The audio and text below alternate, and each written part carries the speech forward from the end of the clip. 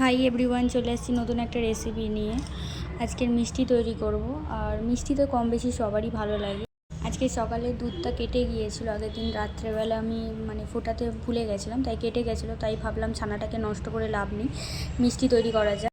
এটার জন্য ভালোভাবে আরও লেবু দিয়ে আমি ভালোভাবে ছানাটাকে কাটিয়ে নিয়েছি। নিয়ে ছানাটাকে এরকম হাতের তেলও দিয়ে ভালোভাবে এটাকে মাখিয়ে নেবো, একদম যতক্ষণ না মিক্স হয়ে যাচ্ছে। একটা বিট নিয়ে নিয়েছি, ছানাটা মাখানো হয়ে গেছে, গোল গোল শেপ দিয়ে দিয়েছি আর ছোট ছোট দিয়েছি। চিনিটা মিডিয়াম নিয়েছি আর বিটটা নিয়েছি কালারের জন্য। বিটটা একদম গ্রেটারে ঘষে নিয়েছি, নিয়ে কালারের জন্য এটা নিয়েছি।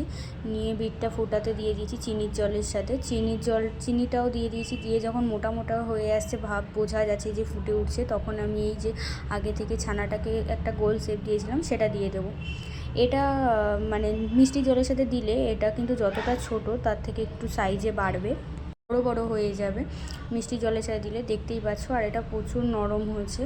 আপনারাও ঘরোয়া পদ্ধতিতে এটা ট্রাই করতে পারেন। আজকের মতো এই পর্যন্তই, বাই বাই।